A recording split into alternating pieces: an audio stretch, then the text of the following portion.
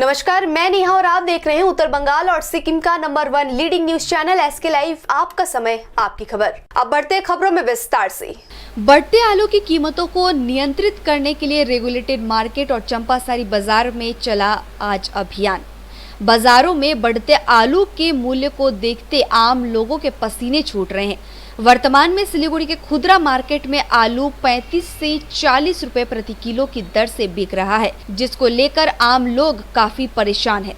विभिन्न जगहों से आरोप उठ रहे हैं कि कई जगहों पर आलू की काला बाजारी शुरू कर दी गई है। आलू का जमा कर दामों को बढ़ाया जा रहा है। इस तरीके की आरोपों के उठते ही राज्य सरकार की तरफ से निर्देश मिलते ही आज कृषि विपणन वन विभाग और रेगुलेटेड मार्केट के अधिकारी अनिल शर्मा, एग्रीकल्चर विभाग के अधिकारी और डिप्टी मजिस्ट्रेट के नेतृत्व में संयुक्त रूप से रेगुलेटेड मार्केट और चंपासारी बाजार में अभियान चलाया गया। इस दौरान अधिकारियों ने रेगुलेटेड मार्केट के आलू गद्दी में जाकर व्यवसायियों के साथ बातचीत की। वहां के व्यवसायी कहां से आलू कितनी कीमत में मंगा रहे हैं और कितनी दर में खुदरा व्यवसायियों को आलू बिक्री कर रहे हैं, इन सब के विषय में विस्तार रूप से जानकारी ली एवं कागजातों की भी चेकिंग की गई। आलू আছে লালটা আর বর্ধমানটা আছে 30 টাকা আর হচ্ছে ভুটান আলু আছে 40 টাকা। কত করে কিনে নিয়ে আসা হয়? আমাদের ভুটান আলু কেনা আছে 36 টাকা আর হচ্ছে ওইটা কেনা আছে তোমার হচ্ছে লালটা কেনা আছে 28 টাকা আর হচ্ছে বর্ধমানটা আছে 27 টাকা। পেঁয়াজের দাম কত আছে? পেঁয়াজ 28 টাকা কেনা আছে আর এটা আছে তোমার হচ্ছে 32 টাকা কেনা আছে। ওনারা কি বলে গেলেন? ওনারা বলে গেল যে আপনারা রসিদটা রাখবেন আর কি, মালের যে মালিক কিনি তার রসিদটা রাখতে বলবেন। দার্জিলিং জেলা কৃষিজ বিপণন আধিকারিক এবং সচিব শিলিগুড়ি রেগুলেটেড মার্কেট কমিটি। আজকে আপনি ঘুরে দেখলেন বিভিন্ন জায়গায় কি পরিস্থিতি দেখতে পেলেন, কি আমাদের কাছে গভর্নমেন্টের যেটা অর্ডার রয়ে গেছে সেখানে দেখা গেল যে মার্কেটে আলুর দামটা হিউজ পরিমাণে বেড়ে যাচ্ছে, সাধারণ মানুষ সেটা কেনার ক্ষমতার বাইরে চলে যাচ্ছে। এ থেকে পশ্চিমবঙ্গ সরকার তারা সেখান থেকে সরকারি আমাদের কাছে আদেশ আসছে এবং সরকারি আদেশে দার্জিলিং জেলা শাসক উনি আমাদেরকে একটা টিম গঠন করে, আমরা এনফোর্সমেন্ট আছি, ডেপুটি ম্যাজিস্ট্রেট আছে, এসডি অফিস প্লাস পুলিশ প্রশাসন এবং এগ্রিকালচার দপ্তর, সব দপ্তর আমরা মিলে এই যে দোকান, প্রতিটি দোকান এবং মার্কেট টু মার্কেট আমরা ভিজিট করছি। এখানে যেন হিউজ পরিমাণে স্টক দোকানদাররা না রাখতে পারে এবং তারা যেন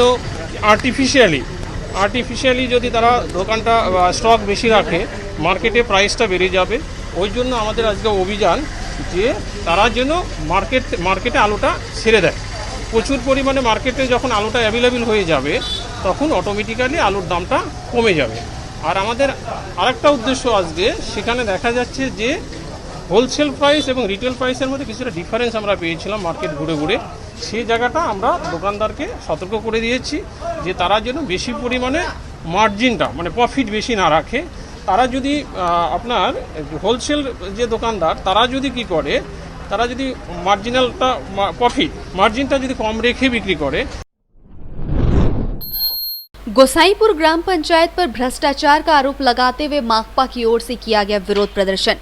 मनरेगा के तहत 100 कार्य योजना में हुए भ्रष्टाचार और भारत सरकार के चतुर्थ आर्थिक कमीशन दिए गए रुपयों को विकास कार्यों पर नहीं खर्च करने का आरोप लगाते हुए आज सीपीआईएम बागडोगरा गोसाईपुर कमेटी की ओर से गोसाईपुर ग्राम पंचायत ऑफिस के सामने जमकर विरोध प्रदर्शन किया गया। सिलीगुड़ी संलग्न गोसाईपुर ऑफिस के सामने आयोजित विरोध प्रदर्शन में काफी संख्या में माकपा समर्थकों ने भाग लिया।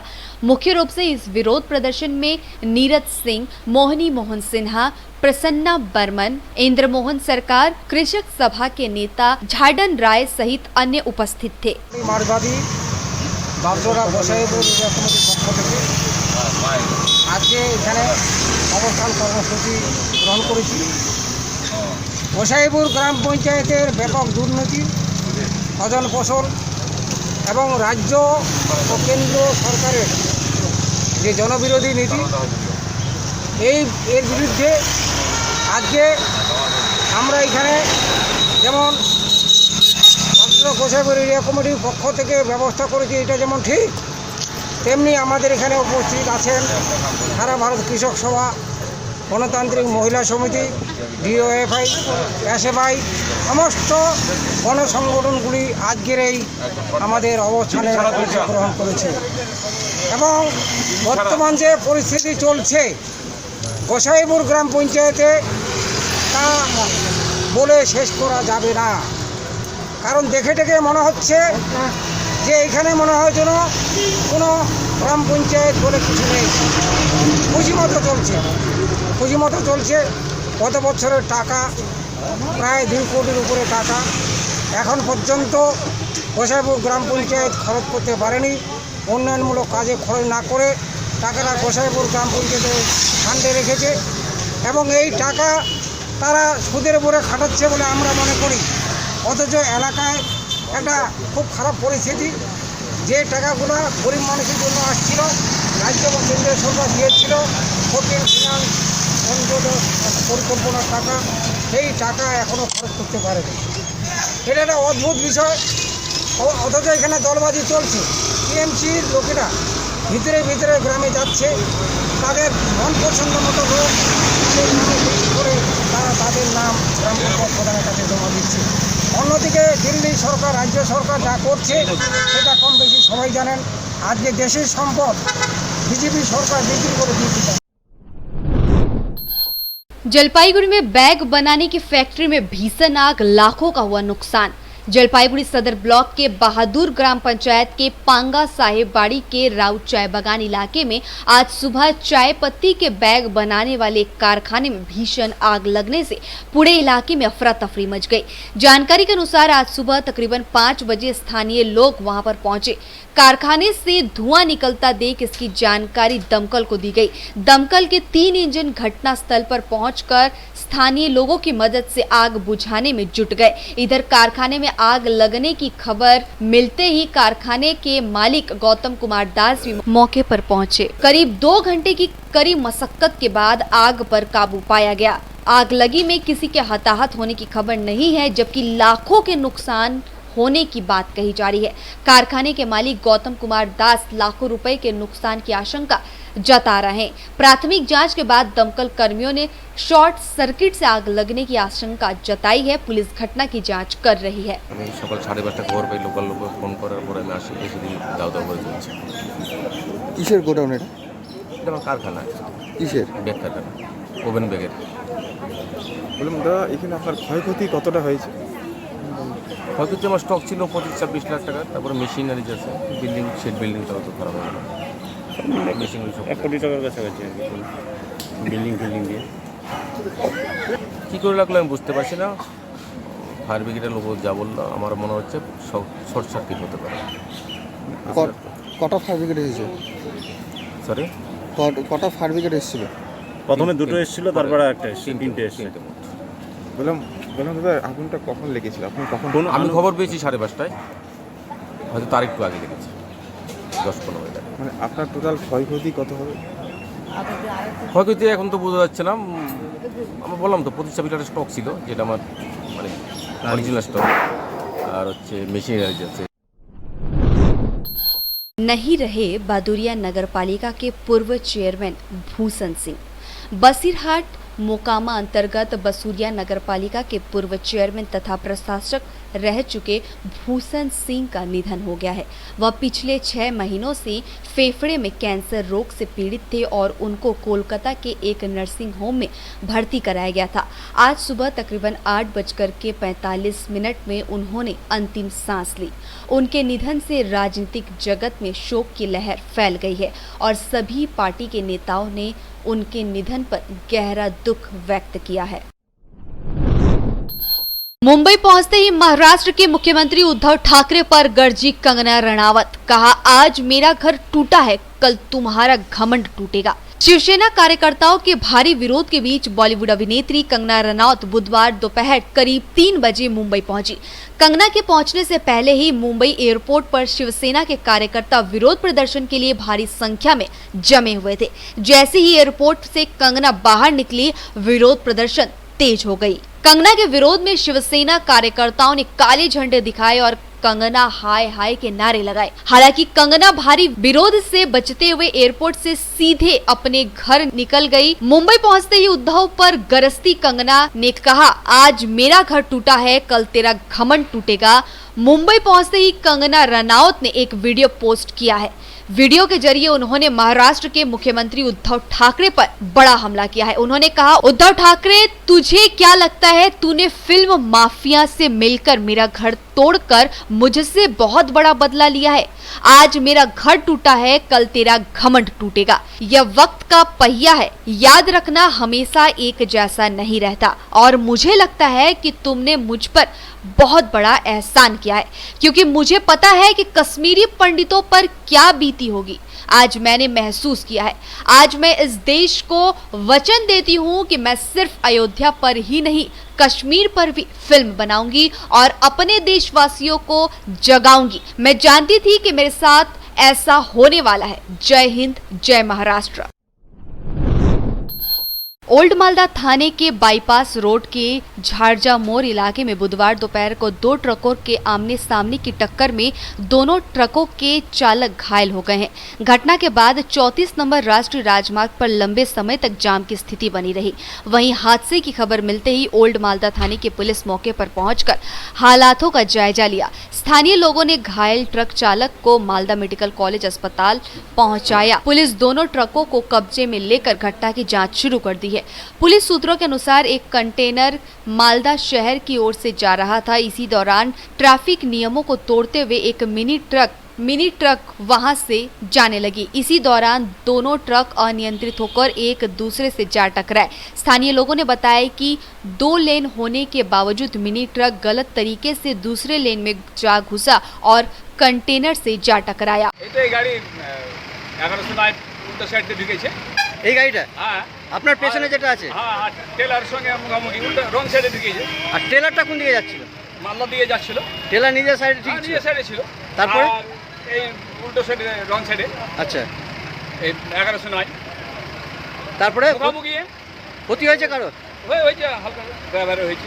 এই ড্রাইভারটা বেশি লরির যেটা রং সাইডে ছিল? 1109 যেটা রং সাইডে ছিল। পুলিশ এসছে? হ্যাঁ, পুলিশ এসছে। এখন পুরো জ্যাম আছে? পুরো জাম। उत्तर 24 परगना गाईघाटा में करीब 500 लोग तृणमूल और सीपीएम छोड़कर भाजपा में हुए शामिल। उत्तर 24 परगना के गाईघाटा धर्मपुर 2 नंबर ग्राम पंचायत के जयतारा इलाके में तृणमूल कांग्रेस और सीपीएम के करीब 500 समर्थक अपनी पार्टी छोड़कर भाजपा में शामिल हो गए हैं। आज जयतारा इलाके में भाजपा की ओर से विशाल जनसभा का आयोजन किया गया था और इस जनसभा में ये लोग बीजेपी में शामिल हुए। इस अवसर पर राज्य बीजेपी के सभापति विश्वप्रिय राय चौधरी, बारासात संगठन बीजेपी के सभापति शंकर चक्रवर्ती, उत्तर बनगांव के विधायक विश्वजीत दास सहित अन्य नेता उपस्थित थे। पार्टी में शामिल होने वालों को पार्टी का झंडा देकर उनको अपने पार्टी में शामिल किया गया और उनका स्वागत किया गया। इन समर्थकों के भाजपा में शामिल होने पर आज भाजपा की ओर से चांदपारा बगचारा इलाके में धर्मपुर 2 नंबर जयतारा गांव तक एक बाइक रैली भी निकाली गई। हालांकि पुलिस से जानकारी मिली है कि बाइक रैली के लिए कोई अनुमति पुलिस से नहीं ली गई थी। যে প্রেসিডেন্টের বিরুদ্ধে কোনো কথা বলতে গেলে সেটা সাংগঠনিকভাবে এগাতে হয়। সেটা হচ্ছে দিলীপ ঘোষ আমাদের রাজ্য সভাপতি, দিলীপ বাবুর কাছে যেতে হবে, সেখানে অভিযোগ জমা দিতে হবে। এরা কেন জানি না, এরা কি উদ্দেশ্যে জানি না, কি প্রলোভনের মাধ্যমে জানি না, আর কি পয়সা পেয়ে জানি না, এরা ঠাকুরবাড়িতে যাচ্ছে। আর আমাদের দলের সংসদ অত্যন্ত সম্মানীয় ধর্মগুরু, আমার সঙ্গে অত্যন্ত সুমধুর সম্পর্ক, ওনার বাড়িতে কেন যাচ্ছে? ওনার বক্তব্য বাড়িতে আসলে কেউ দাঁড়াতে পারি না। আমরা সনাতন ধর্মে বিশ্বাসী, আমরা কেউ বাড়িতে আসে দাঁড়াতে পারি না। ওই বাড়ি থেকে শুরু হচ্ছে, এমপিকে জড়ানোর চেষ্টা চলছে, কিন্তু এর মধ্যে এমপি কোনো অবস্থাতে নেই। এরা কিছু টিএমসির পয়সা নিয়ে আর পিকের লোকরা এরা মিলে এই কাজটি করছে, যাতে জেলা প্রেসিডেন্ট যেভাবে কাজ করছে তার কালিমালিপ্ত করার জন্যে, দলকে ছোট করার জন্যে এটা কাজটা করছে। তারা না তৃণমূল না বিজেপি, এরা কোনো দল করে না। এরা এরকম যে দলে যাবে সেই দলে এই কাজটাই করে, তার জন্যে এরা এই যে কোনো দলে গিয়ে এই কাজটাই করে। এরা আর কোনো কাজ নেই। এরা বিলক্ষণ জানে কোনো সভাপতি ঘাটাতে গেলে এটা প্রসিডিওর নয়, এইভাবে সরে যায় না, সরানো কখনো যায় না। এরা করছে কি, একটা আমার চরিত্রে বলুন কালিমালিপ্ত করার জন্য করছে, দলকে ছোট করার উদ্দেশ্য, তার জন্যে একটা মোটা পয়সা এরা পেয়েছে, সেই পয়সা নিয়েই এই প্রোগ্রামটাগুলো করছে। যে জয়তারাতে ওটা জয়নিং প্রোগ্রাম করেছে, আমাদের কাছে খবর ছিল যে জয়নিংয়ে প্রচুর মানুষ আসবেন, বিভিন্ন জায়গা থেকে এবং তারা এসে ভারতীয় জনতা পার্টিতে যোগ দেবে। এবং যেটা ঘটনা আমি শুনেছি, ধরমপুর 2-এর অধিকাংশ মানুষ নয়, বিভিন্ন অঞ্চল থেকে এসছে কেউ কেউ, এবং এরা খুব র্যাঙ্ক অ্যান্ড ফাইলের কোনো কর্মীও না। যেটা বলছে যে 50 জন মানুষ ধরমপুর 2-এর প্রধানের পার্ট থেকে এসছে, আমি দায়িত্ব নিয়ে বলতে পারি কোনো অবস্থায় 50 জন মানুষ যাবে না, কারণ ওটা মুসলিম ওরিয়েন্টেড গ্রাম এবং আমি জানি সেই গ্রাম থেকে আমিও নির্বাচিত। সেখানকার মানুষ ভারতীয় জনতা পার্টির প্রতি মোটেই বিশ্বস্ত নয়, তারা তৃণমূল কংগ্রেসকে সমর্থন করে। তবে এটা এক্সেপশন, যদি কোনো কেউ ব্যক্তিগতভাবে দিয়ে থাকে তার সঙ্গে আমরা সহমত করছি না, এবং কোনো অবস্থায় ধরমপুর 2-এর সব লোক নয়।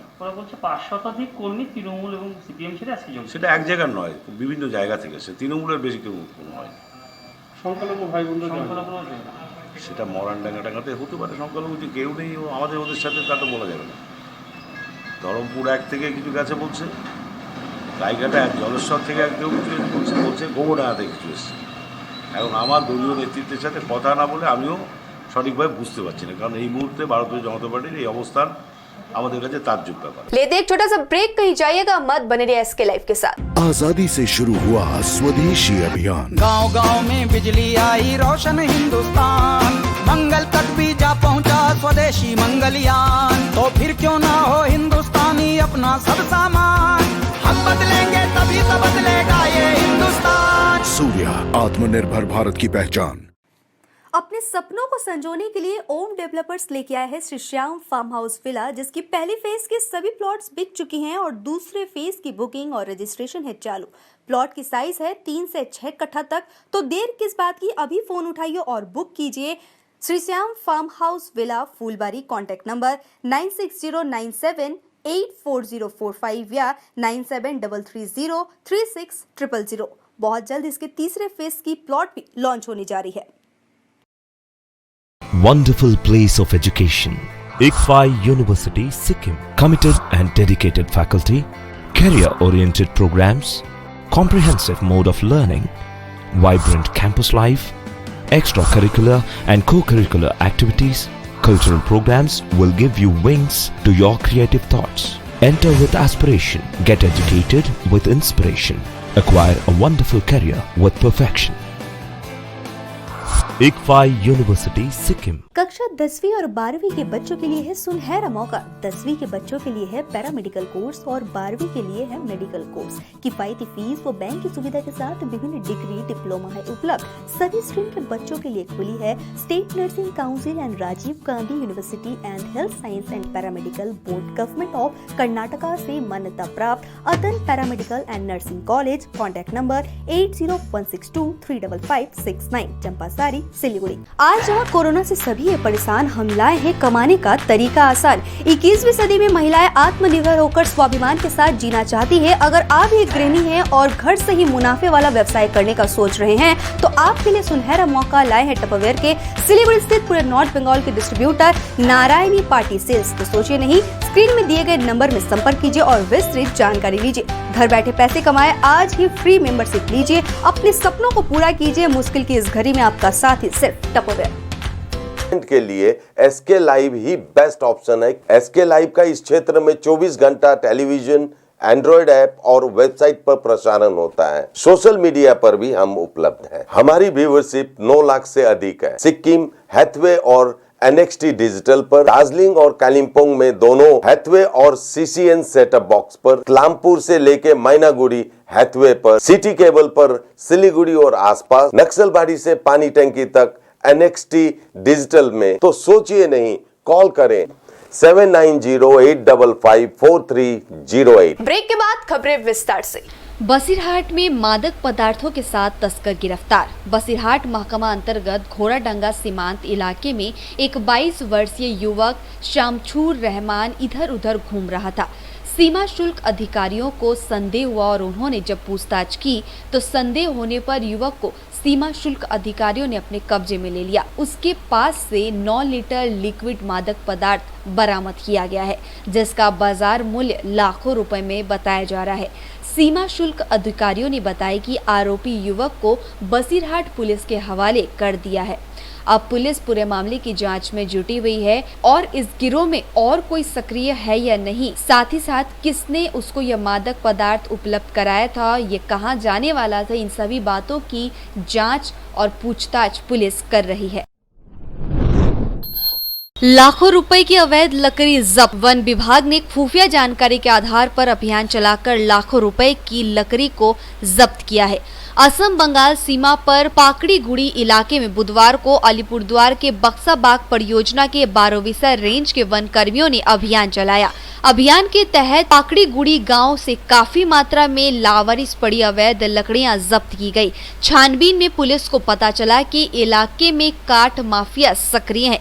ये सभी बक्साबाग परियोजना के जंगल के पेड़ काटकर इन लकड़ियों को सनकोस नदी से बहाकर बांग्लादेश तस्करी करते हैं। वन विभाग के अधिकारियों ने बताया कि लकड़ी तस्करी के खिलाफ लगातार अभियान चलाया जाएगा।